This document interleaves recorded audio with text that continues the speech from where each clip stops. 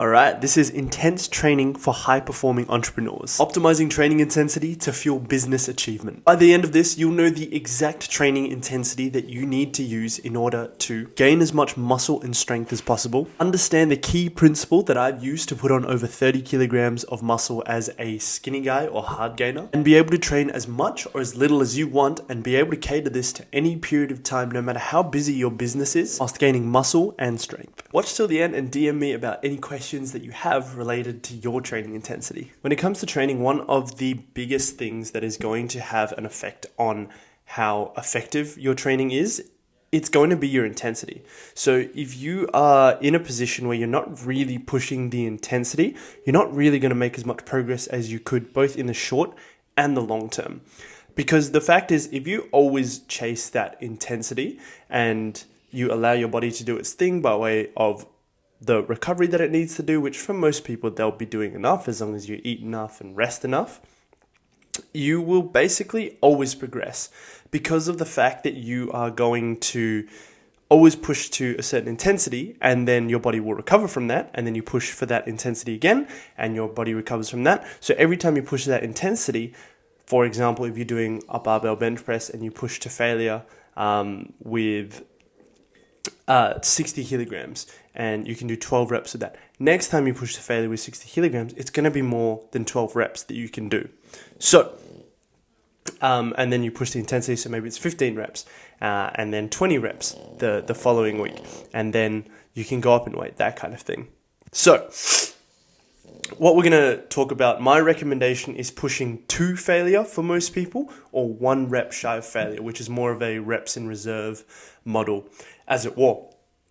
So reps in reserve, basically, that means how many reps shy of failure you are. So if you're 2 reps shy of failure, that's 2 reps in reserve that you have. And you can say like 8 out of 10, but I'm like, why make things more complicated than they need to be for yourself? So when it comes to that side of things, when we gauge intensity, a lot of people use RPE, so that's the rate of perceived exertion.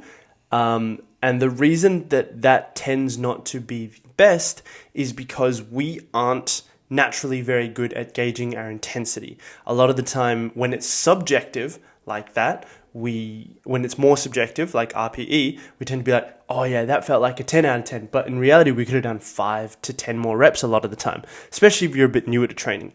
So if you use this principle of training to failure, you will eventually get a feel for where you are when you either hit that failure or you're 1 rep before it. And for most people, they can handle it. So training to failure is what I'd recommend for most people to make it easy to start, or just 1 rep shy of failure. And by failure, I mean your body gives out and you can't do another rep of the thing. So especially when you start, the way I recommend that you practically set this up is to use something that allows you to go to failure safely. So either machines or stuff like your barbells with the safeties set up, like barbell bench press or your squats or something like that, or machines like your hack squat, your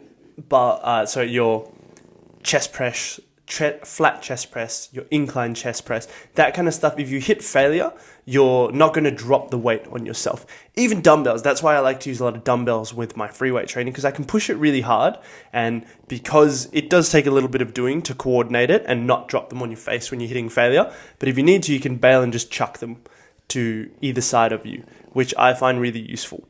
So it takes a little bit of doing, and sometimes you need more machines to do it, but it is really the payoff of doing that and learning to push to failure is really worthwhile because of the long-term gain that is to be made by maximizing the strength and muscle that you can gain.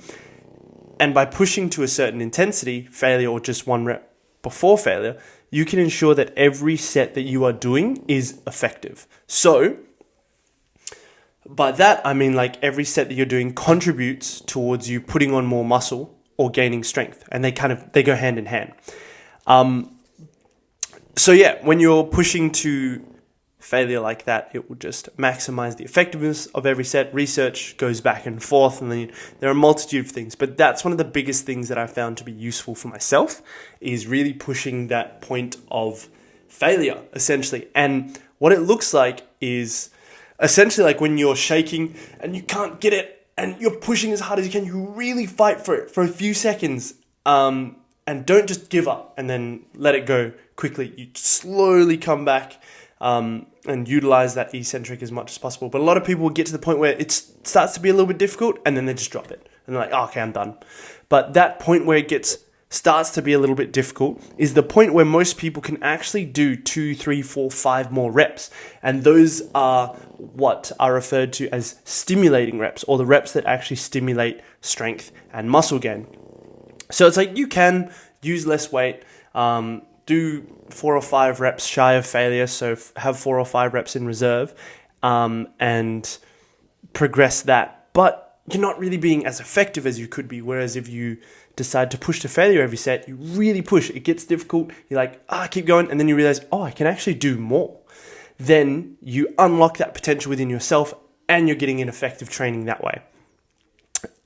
And when you start to do that, you'll start to see a lot of progress, but it does also mean that you can't do as many sets as you get better at it. Your body has to coordinate and get used to training to failure, because it's very specific. So the coordination under that fatigue or pushing to that intensity is a little bit of a different thing that your body needs to adjust to.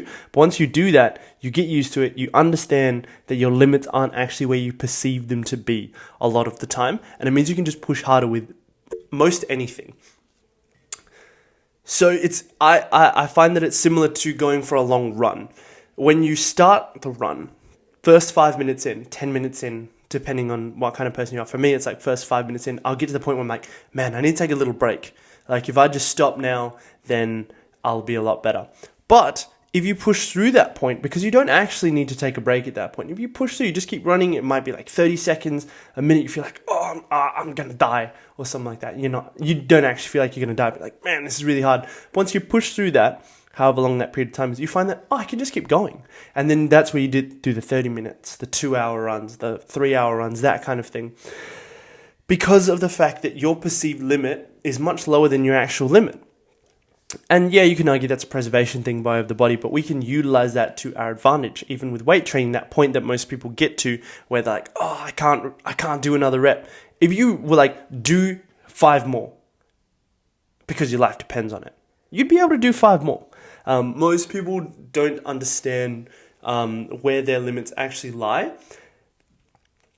because their limits are much further than their perception of those limits. So being able to push to failure, when you first start to do it, you'll see, I can actually push a lot harder. And there are so many reps that you weren't doing before each set that you could have been doing to get more out of it. And what I was going to say, coming back to it, I kind of lost my train of thought a couple minutes ago, was that you can't do as many sets and you have to rest longer in between each set. So I actually utilize this, and if you really want to go to failure and get the most out of the muscle side of things, is using a 4 or 5 minute rest period. Most people will be like, man, that's too long, I want to get the work done. But it's like, would you rather feel like you're getting stuff done, or would you rather actually get stuff done? And that's where resting longer, like 3, 4, 5 minutes, really comes in handy. For me, for example, when I'm pushing really hard, like to absolute maximum true failure, and I'm doing top set style training, like 1 or 2 sets, top set means just 1. But when I'm doing that, I'll rest like 10, 15 minutes, and I'm completely okay with that. So the biggest thing is being able to rest so that you can do more effective sets, because why would you want to do 20 ineffective sets when you could do 5 effective sets? That's going to yield much more progress for you in the long term, and actually maximize your time, because when we're high-performing individuals, we want to make the most of our time and not be doing a bunch of fluff activities, whether that's with business, where you're like, oh man, you could do any activity that doesn't really help your business move forward, and you could do a lot of that. So you could do a lot of like perfecting the filters that you use on a post or something like that. And it's not really going to make that much of a difference versus doing the things that are going to move your business forward. Business growth things, like actually having quality within your posts and having niche focused and specific topics that you talk about within your post. That stuff, the latter, is going to be much more effective by way of moving your business forward. So you should focus on the things that matter, is the point for that, so that you're actually maximizing your time, because then you can do more of the stuff that matters. And if you only have to do 2 or 3 sets of like 2 or 3 exercises instead of doing 20 sets, sessions can go from like an hour and a half, 2 hours to 30 minutes to an hour. And then that means you have more time to do more things throughout the day. And that's if you're looking to maximize your muscle and strength, because when you do it this way, I also recommend that when you train to failure, use heavier weight. So train like 6 to 8 reps per set.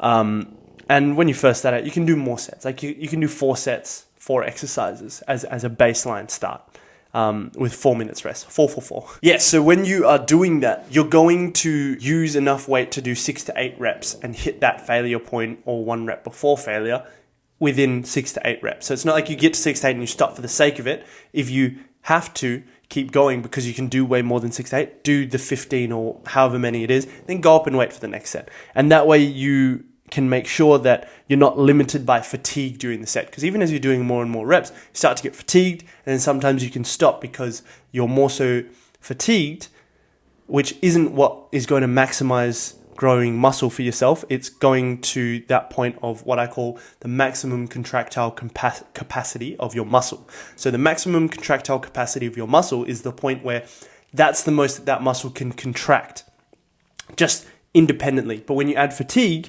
sometimes you might just get more so fatigued, like in your whole body, like the endurance kind of fatigue, as opposed to hitting that maximum contractile capacity. So we want to focus on maximizing that. And then when you do that, so when you reduce the number of reps, you reduce the possibility that your set is limited by fatigue, and maximize the chance that it's limited more so by the muscle's maximum contractile capacity. And the rest period also helps with that. So a longer rest period makes sure that it's not fatigue that's stopping you during each set. So as you do that, you can push harder, you can get more out of every single set, and push that intensity. So as a start, push to failure. 4 sets, 4 exercises, 4 minutes. Or you can do 3 sets per exercise and 3 exercises with 4 minutes. I'd still recommend 4 or 5 minutes is good. That's all for this one. If you have any questions with that, let me know. DM me on Instagram. I'm just under Kaey-Lib. So Kaeylib. Good times. And yeah, just do that, push that, and you'll see some insane progress by your strength and the muscle that you put on. Yeah, let me know how you go. Keep it gravy, baby.